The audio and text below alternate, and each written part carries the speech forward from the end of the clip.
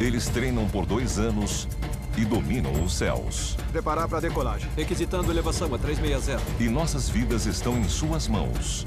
Pilotos. Mas o que acontece quando um piloto não sabe o que está fazendo? Ele virou assim e mergulhou em direção ao chão. Alguns dos piores acidentes na história da aviação foram causados por erros do piloto. Infelizmente, ele não lidou corretamente com essa situação. A luta para reduzir os erros dos pilotos tornou-se um dos maiores desafios da aviação. Milhões de dólares estão sendo investidos. A filosofia do Airbus era construir um avião à prova de erro humano.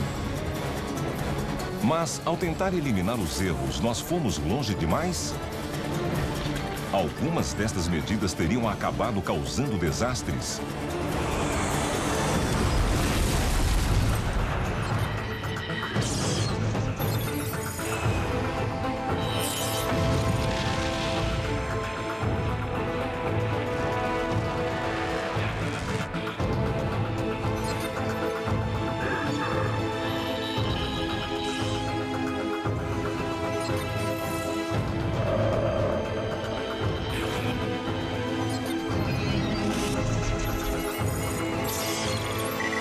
Catástrofes aéreas. Erro humano.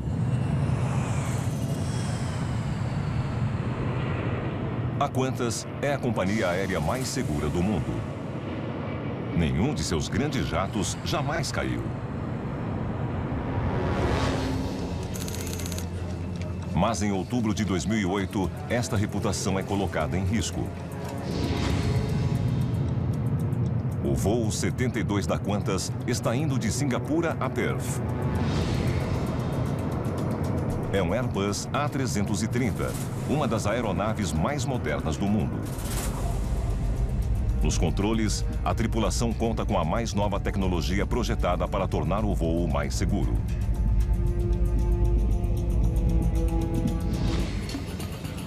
Mas quando a aeronave, transportando mais de 300 passageiros, se aproxima da costa australiana, de repente, realiza uma série de manobras bizarras e perigosas.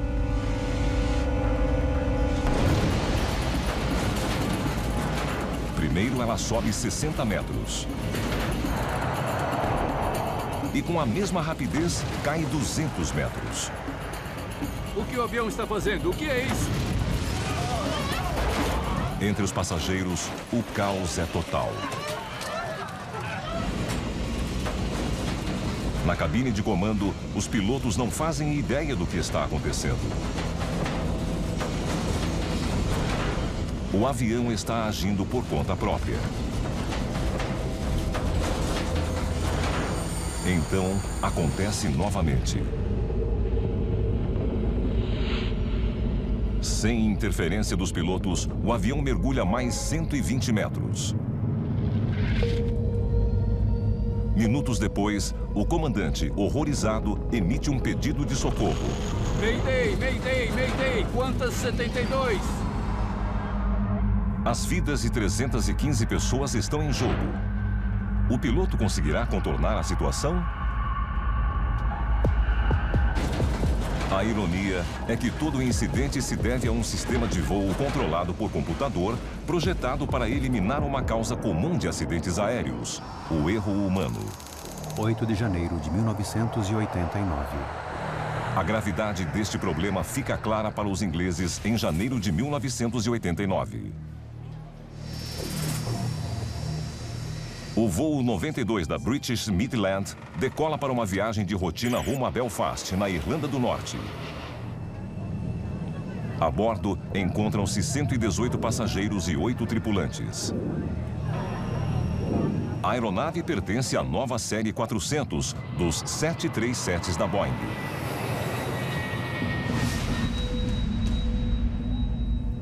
No comando está o capitão Kevin Hunt, de 43 anos, um dos pilotos mais experientes da British Midland. Seu copiloto é David McClelland, de 39 anos. O avião alcança rapidamente os 8.500 metros. É uma decolagem normal. Mas então, aos 13 minutos de voo, quando a aeronave está prestes a atingir a altitude de cruzeiro, há um estrondo.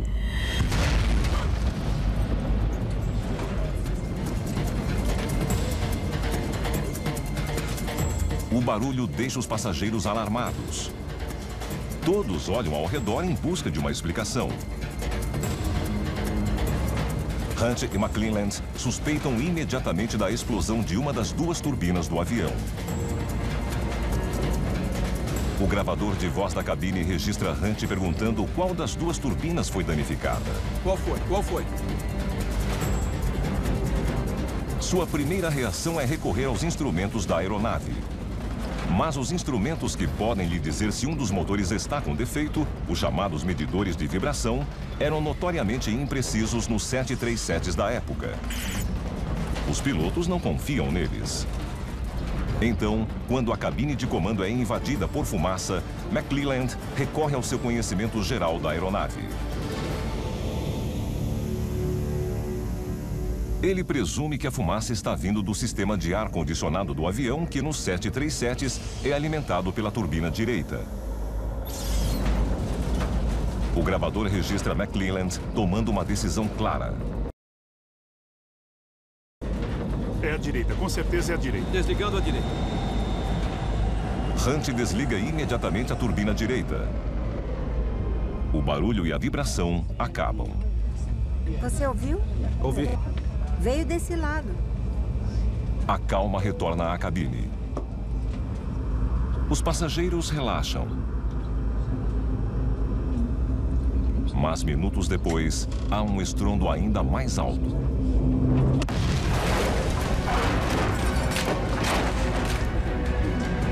E novamente o avião é abalado por vibrações. Seguidas de um silêncio arrepiante.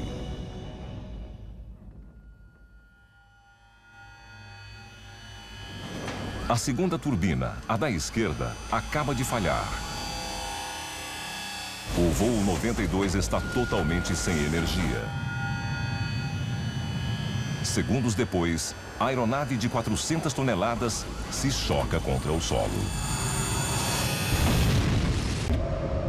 An airliner with 118 passengers on board has crashed on the M1 motorway in Leicestershire. No aeroporto de Belfast, o destino do voo, parentes ansiosos aguardam um avião que nunca chegará.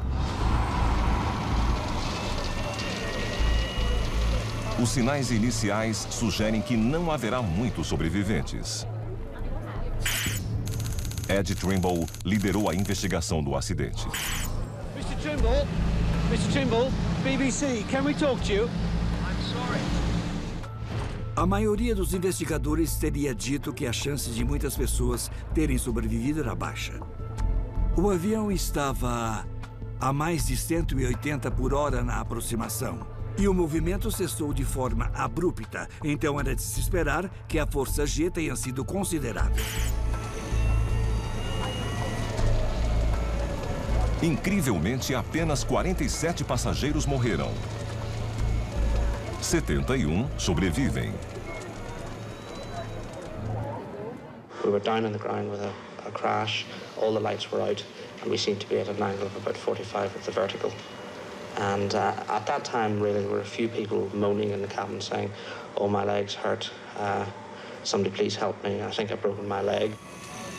The tailpiece that I was on actually appeared to break away and topple over, and at that stage I was left suspended upside down. Os sobreviventes são levados a hospitais da região.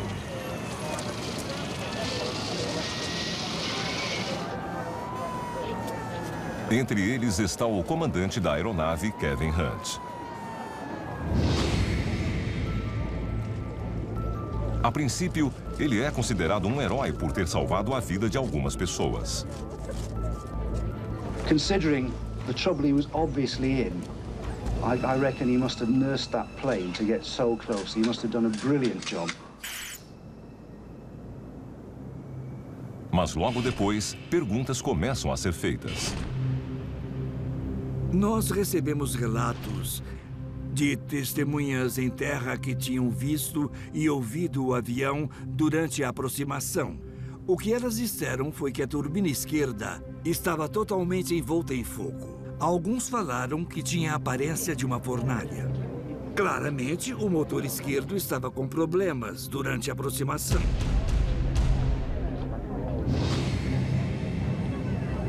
O fogo na turbina esquerda teria sido o primeiro barulho que os passageiros ouviram.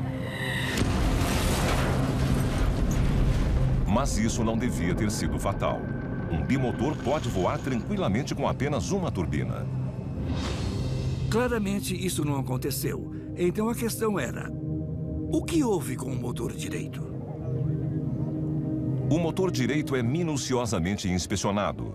Lentamente, uma verdade horrível se revela.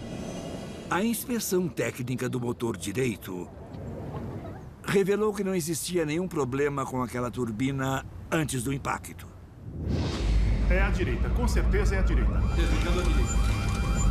E a turbina direita foi a desligada pela tripulação. Porque o piloto havia desligado o único motor ativo. A investigação revelará um caso clássico de erro do piloto. Ele simplesmente não conhecia bem a aeronave. Por não confiarem nos instrumentos, Hunt e McClelland haviam recorrido ao seu conhecimento geral dos 737s. Eles presumiram que a fumaça estava vindo do motor direito. Por isso, o desligaram. O que eles não sabem é que o novo 737 Série 400 é diferente de seus antecessores. O ar-condicionado é alimentado pelas duas turbinas. A fumaça e o cheiro vieram do motor esquerdo danificado e não do direito em perfeitas condições. Para piorar, os instrumentos de vibração dos 737-400, que indicam o mau funcionamento de um motor, são mais confiáveis do que os dos modelos anteriores. Eles haviam indicado com precisão total que o motor esquerdo estava falhando. Mas os pilotos ignoraram a evidência diante de seus olhos. David Lermont é piloto e jornalista especializado em aeronaves. Os dois pilotos tinham os dados de vibração diante de seus olhos. E eles estavam corretos. Estavam mostrando onde era o problema, mas como estavam acostumados a pilotar o 737-300, que tinha medidores de vibração não muito confiáveis, eles desconsideraram totalmente os instrumentos. A investigação revelou uma verdade alarmante. Nenhum dos pilotos conhecia bem a aeronave sob o seu comando. A queda foi causada por um erro humano. Hunt, não mais considerado um herói, é demitido. Hunt e McClelland não tinham quase nenhuma prática com o novo Boeing 737-400. A companhia aérea presumiu que, como eles tinham experiência com o 737-300, só precisavam do que chamam de um curso de diferenças para pilotar o 400. Este acidente em Kegworth é um alerta claro. Os pilotos precisam de uma reciclagem sistemática para evitar novos casos de erro humano. As agências regulatórias e as companhias aéreas reconheceram que, se houvesse alguma diferença no equipamento da cabine de comando, ainda que fosse no mesmo modelo com apenas uma variação, há necessidade de treinamento. Para reduzir os erros, os pilotos começam a passar mais tempo em simuladores de voo controlados por computador altamente realistas. Eles são capazes de recriar quase qualquer situação de voo em quase qualquer lugar do mundo. Os pilotos são capazes de aprender com rapidez e eficiência sobre diferentes aeronaves. Apesar das novas oportunidades de treinamento, Midland 1, tivemos um colapso no trem de pouso. A indústria aeronáutica não absorve totalmente as lições de Kegworth. Não basta apenas oferecer mais treinamento. O treinamento deve ser bom, ou as consequências inesperadas podem ser igualmente letais. A indústria precisará de outro acidente trágico para perceber que deve fazer ainda mais. 21 de novembro de 2001. Em novembro de 2001, um voo da American Airlines decola do aeroporto JFK em Nova York. O destino do voo 587 é a República Dominicana. A bordo, muitos dos passageiros vão visitar parentes e amigos. Mas quase imediatamente após a decolagem, algo dá errado. Patrick Chuhig é um padre católico local. Eu vi o avião passando. Eu me lembro de ter achado que ele estava voando um pouco baixo. Ele virou assim e mergulhou em direção ao chão. Então eu pensei, meu Deus, deve ser um problema muito sério. E eu me lembro de ter pensado em como o avião parecia lindo em seus últimos segundos de vida, porque a luz do sol estava batendo diretamente no avião antes dele cair no chão.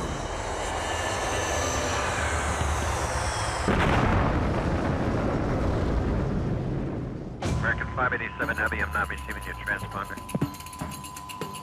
American 587 Heavy, New York. American 587 Heavy, New York. –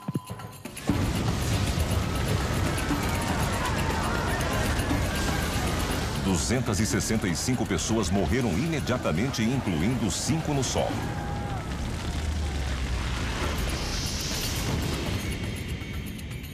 Christine Negroni é uma jornalista que já escreveu muito sobre a indústria aeronáutica. Foi um evento traumático, porque aconteceu só 2 meses depois de 11 de setembro. Então, houve preocupações imediatas, relatos de testemunhas de que o avião tinha sido vítima de um atentado terrorista. Por que um avião cairia do céu de repente e explodiria no chão? Então, o que eu ouvia as pessoas dizendo era: nossa, devia ter outra bomba nesse avião.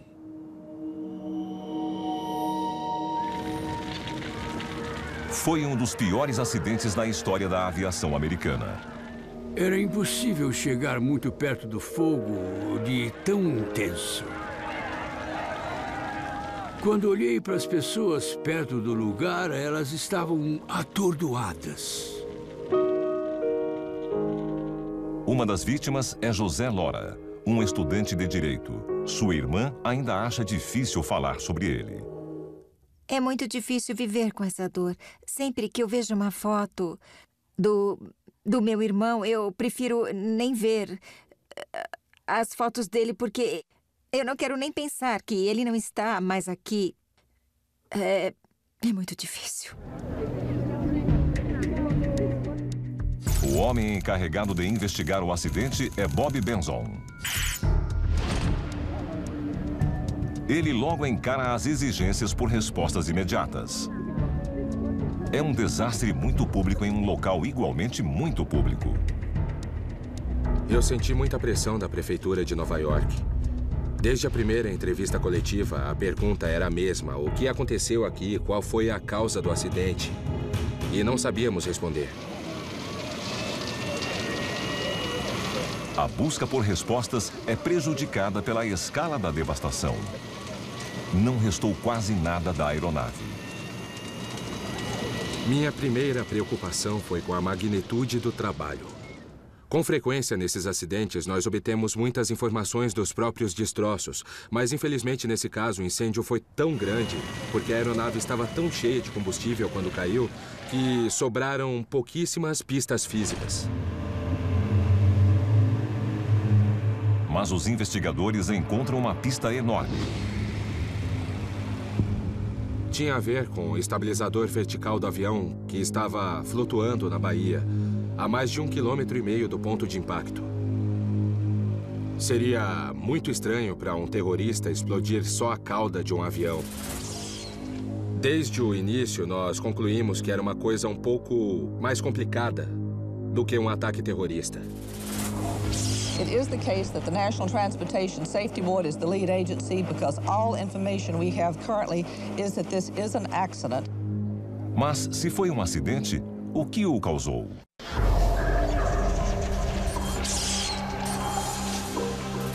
Inicialmente, a suspeita recai sobre os métodos de construção revolucionários da Airbus. Grandes partes da aeronave são feitas com um novo material conhecido como composto de fibra de carbono. Os materiais compostos são o caminho do futuro. São fortes e, acima de tudo, leves. E, na indústria aeronáutica, leveza é igual a dinheiro. Alguns dos componentes com este tipo de fibra de carbono são a cauda da aeronave e seus pontos de ligação. Teria ocorrido uma falha gigantesca neste novo e revolucionário material? As implicações são terríveis. Os alarmes soaram. Ficamos muito preocupados com o resto da frota da Airbus, já que poderia haver defeitos de fabricação em outros aviões. Se a Airbus estivesse construindo aeronaves com peças defeituosas, centenas de aviões poderiam cair do céu? Nós passamos muito tempo estudando e testando a resistência desses componentes e a qualidade do design deles. Os investigadores usam um scanner de ultrassom para identificar micro-rachaduras e falhas ocultas no material. Ao contrário do metal, suas falhas e tensões não são vistas a olho nu. Eles reexaminam o projeto. Examinam outros aviões da Airbus. E não encontram nada que explique por que a cauda teria se separado. E, no fim, foi uma pista falsa. O projeto era mais resistente do que as normas exigiam. Mas, se não é uma falha estrutural, por que a cauda da aeronave havia caído? Em busca de outras pistas, a equipe de Benson recria os últimos minutos da aeronave. As atenções logo se voltam para o copiloto da aeronave, Stan Molin, de 34 anos. Filho de um piloto comercial, Molin voava há 10 anos, sempre na American Airlines. American 587 Heavy Kennedy ground runway 31 left for departure. Taxi left on Bravo, hold short of Juliet. Naquele dia, enquanto o voo 587 se prepara para decolar, Molin está no comando. Left Bravo, short Juliet, American 587 Heavy. Em sua frente, há um voo da Japanese Airlines. Quando a aeronave decola, suas turbinas geram poderosos vórtices de vento. Estes vórtices são causados pela esteira de turbulência. Os vórtices da esteira são mini tornados muito poderosos, criados quando uma aeronave voa pelo céu. Surge um em cada ponta da asa. Estes vórtices podem causar turbulências graves. Se, por exemplo, um avião pequeno tentar seguir de perto um avião grande, o menor poderia sofrer danos estruturais. O efeito de entrar numa esteira de turbulência seria comparável a cair numa batedeira.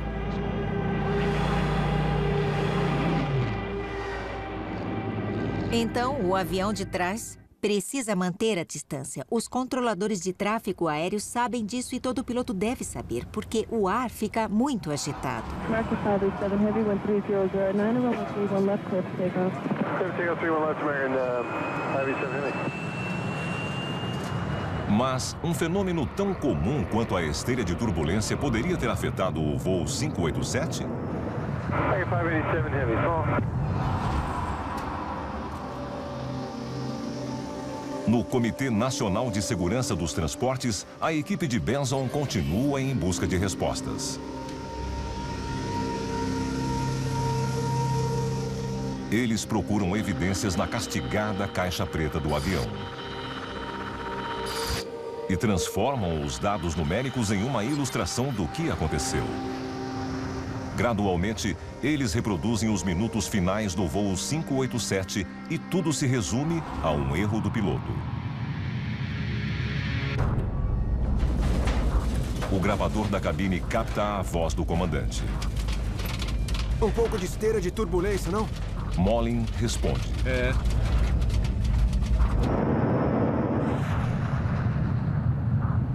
Então, para estabilizar o avião, ele pisa nos controles do leme. É o procedimento padrão para estabilizar uma aeronave nestas circunstâncias. A caixa preta mostra que Molin foi especialmente vigoroso. Primeiro, ele força o leme repentinamente para a direita. Depois, para a esquerda. Ele operou com tanta agressividade que o leme foi de limite a limite. Ou seja, o máximo para a direita e o máximo para a esquerda que ele podia ir. 4 vezes em 7 segundos e meio de um lado para o outro. Bam, bam, bam, bam. O movimento rápido gera um estresse enorme sobre a estrutura da aeronave. Até que ele se torna grande demais. O copiloto aplicou uma carga sobre o estabilizador vertical que foi o dobro do que a peça era feita para aguentar. E ela acabou cedendo.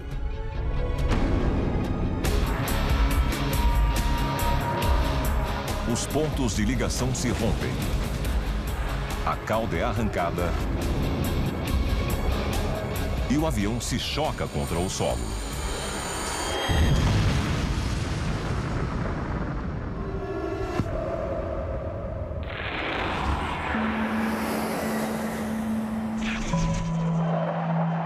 Mas como um piloto pode ser capaz de quebrar um avião simplesmente?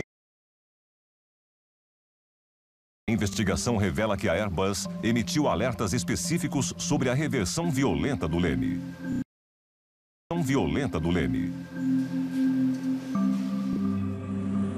Mas a American Airlines nunca avisou a seus pilotos que isso poderia levar a um dano estrutural. Na verdade, o treinamento encoraja os pilotos a usar o leme de forma vigorosa. A conclusão é horrivelmente clara. Mais de 250 pessoas morreram por causa de um erro de pilotagem. Molin simplesmente não havia tido o treinamento adequado para pilotar um Airbus. Ao longo da investigação, outros fatos sobre Molin emergem.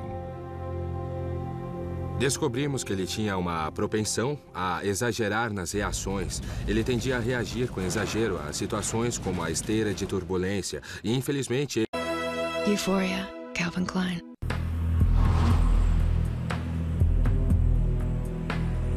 Para muitos observadores leigos, há outra questão. Por que, em um aeroporto movimentado como o JFK, onde a esteira de turbulência é um problema rotineiro, um piloto inexperiente, conhecido por reagir com exagero, foi o responsável pela decolagem? É uma história que remonta ironicamente a uma tentativa anterior de reduzir os erros de pilotagem. 18 de junho de 1972. Heathrow, Londres, 1972. Os pilotos da então chamada British European Airways estão no meio de uma acirrada e polêmica disputa salarial. Os pilotos novatos planejam uma greve. Mas muitos dos pilotos mais velhos se opõem com veemência à ideia. Um deles é o capitão Stanley Key, há 4 anos de sua aposentadoria e determinado a não criar confusão. Naquela tarde, Key tem uma discussão furiosa com um piloto mais jovem e militante. Para o Stanley Key, as greves eram um abandono do dever. Você tinha uma tarefa a cumprir e a única coisa que não podia fazer era fracassar nessa tarefa. E ela consistia em realizar o seu trabalho de um jeito ou de outro. Várias horas após a briga, Key é escalado para um voo de rotina rumo a Bruxelas. Com ele, no voo 548 da BEA, estão o copiloto Jeremy Keeley e o segundo oficial Simon Ticehurst.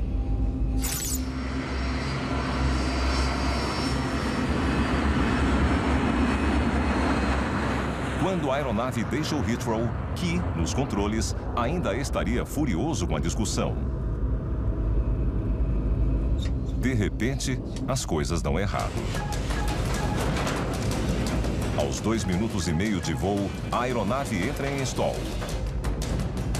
Ela voa abaixo sobre Staines, uma cidade densamente povoada nos arredores de Londres. Segundos depois, ela se choca contra o solo.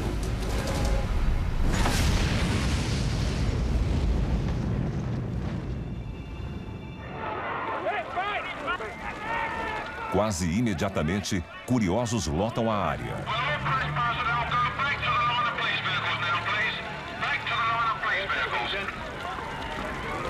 Todas as 118 pessoas a bordo morrem. É o pior desastre da história da Grã-Bretanha.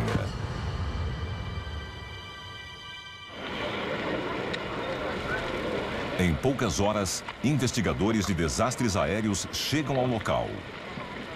Ao revirar os destroços, eles encontram algo intrigante. The flight recorder we took away last night rather suggests that something went wrong with the leading edge droop around about 1,800 feet. Droops são flaps na parte frontal das asas de um jato, que se estendem para oferecer maior sustentação a baixas velocidades. Um Trident deve atingir os 900 metros e estar voando a 415 km por hora para que os droops sejam recolhidos em segurança.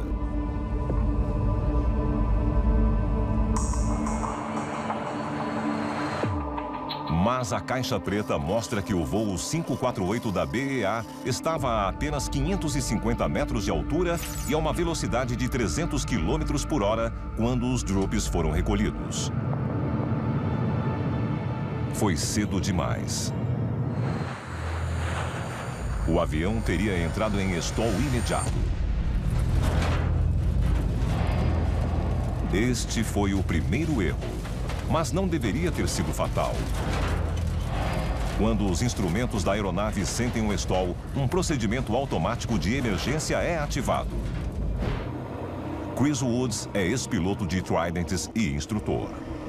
A primeira coisa que acontece é um alerta.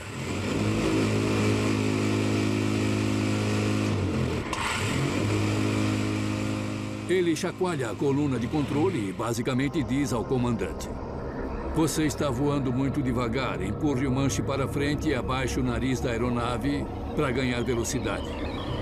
Se mesmo assim o piloto não reagir, um segundo procedimento de emergência entra em ação. Uma haste empurra o manche até o final e o segura lá até que a velocidade seja recuperada.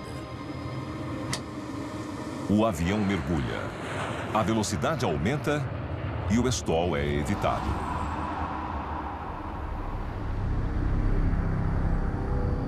Ainda assim, a caixa preta mostra que alguém desativou estes alarmes. Por quê? O que levou Stanley Key, um piloto muito experiente, a cometer um erro tão básico? E por que nenhum de seus colegas o impediu?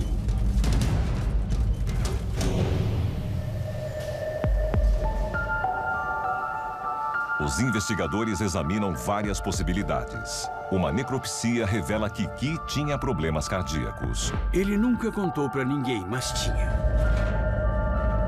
A discussão antes da decolagem teria desencadeado um ataque?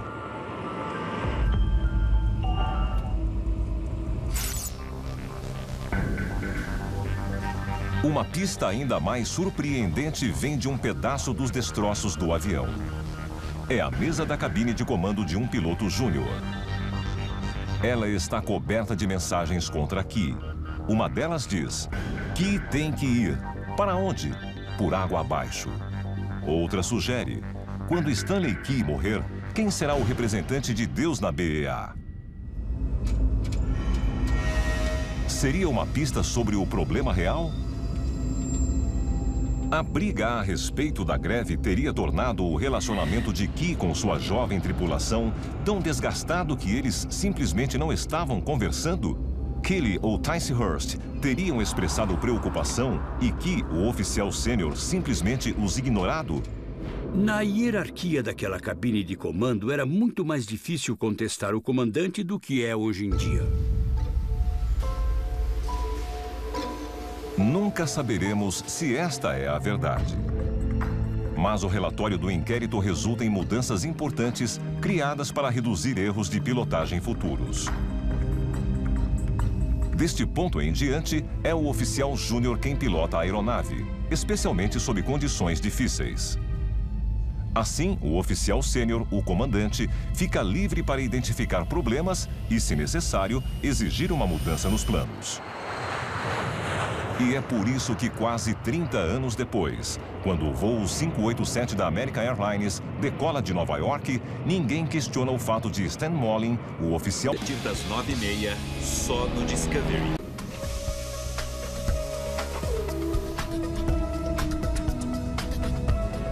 No início dos anos 2000, as lições de acidentes como os de Kegworth e Nova York finalmente são absorvidas.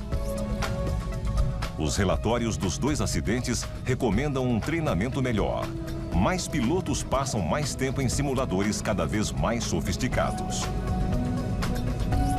Mas, na indústria aeronáutica, há um desdobramento ainda mais importante pensando para eliminar o erro humano: a automação.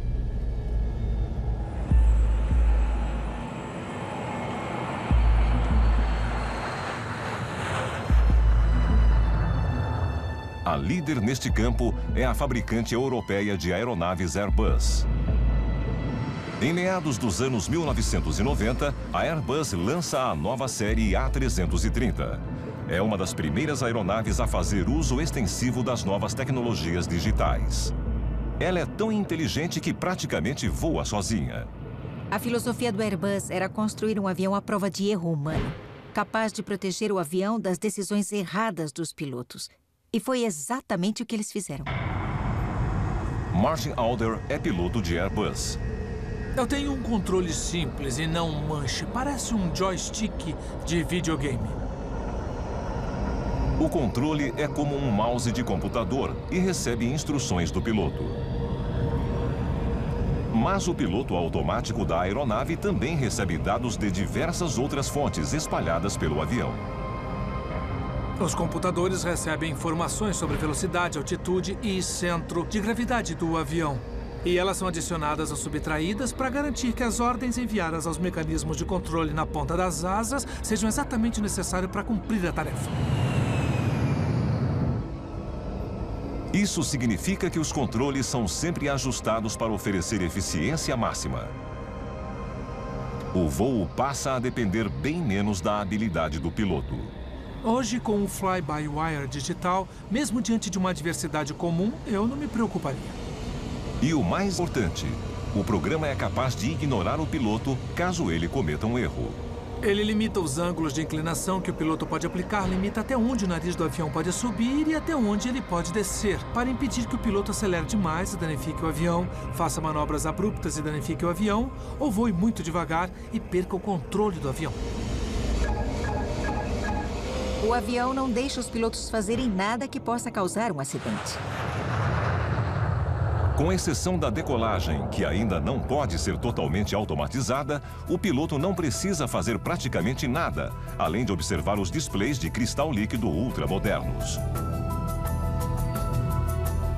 O erro do piloto é praticamente eliminado. O voo se torna bem mais seguro. Em teoria.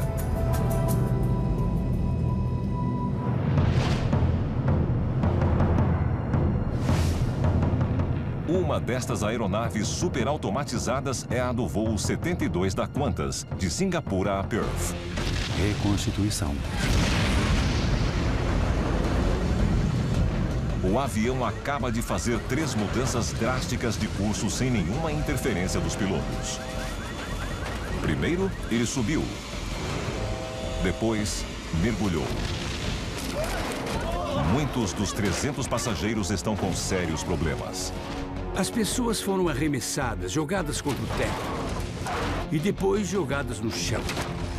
Computadores foram arremessados, bagagem, tudo o que estava solto. Muita gente se feriu gravemente. Vários têm ossos quebrados. muitos outros sofrem pancadas fortes. Os pilotos tentam freneticamente recuperar o controle. Mas eles já haviam passado horas olhando para as telas sem que nada acontecesse. Elas geraram uma falsa sensação de segurança. Agora, eles perdem minutos valiosos para entender o que está havendo. Quando acontece uma falha, é claro que levamos um susto. Nós somos humanos. Então temos que começar a absorver a informação e decidir a partir disso qual é a reação adequada. Quando ocorre um problema eletrônico ou de computador em uma cabine automatizada, o que a maioria dos pilotos diz é: o que o avião está fazendo agora? O que o avião está fazendo? O que é isso? E para mim, essa expressão é muito importante, porque ela ilustra muito bem a distância entre o avião e a pessoa que está pilotando o avião. Esse processo pode fazer um piloto perder um tempo precioso. Finalmente, os pilotos percebem que o famoso sistema de controle computadorizado do avião está com um defeito e o desligam.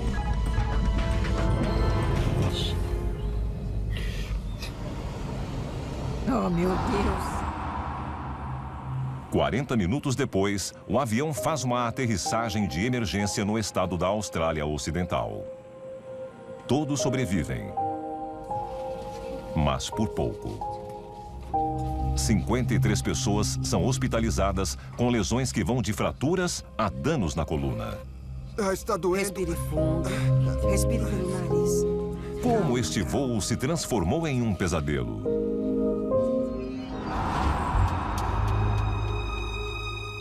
Uma investigação chega a uma conclusão inesperada e irônica.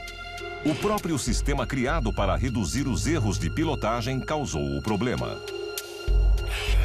O avião é equipado com sensores que monitoram automaticamente o ângulo do voo. Eles parecem ter enviado dados corrompidos aos computadores que controlam o piloto automático. Primeiro, eles dizem ao piloto automático que o avião está inclinado para baixo. Na verdade, ele está voando normalmente. É como qualquer computador. Se você der um comando errado, ele vai presumir que é correto e começa a agir de acordo. O piloto automático, achando que a aeronave está descendo rápido demais, ordena uma subida. Os computadores foram informados de que a altitude do avião estava variando. Mas não estava. E eles tentaram corrigi-la. Segundos depois, os sensores mudam de ideia e mandam o piloto automático descer. Então, os computadores em si não estavam errados, mas os sensores estavam. Os pilotos ficaram sem opção, a não ser desligar o piloto automático.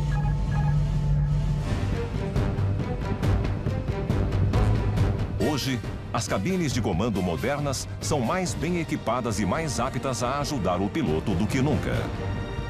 O treinamento é mais frequente e rigoroso. Os erros de pilotagem devem estar diminuindo. Voar nunca foi tão seguro. Mas a ironia é que, ao tentar eliminar o erro humano, nós geramos uma nova série de problemas inesperados.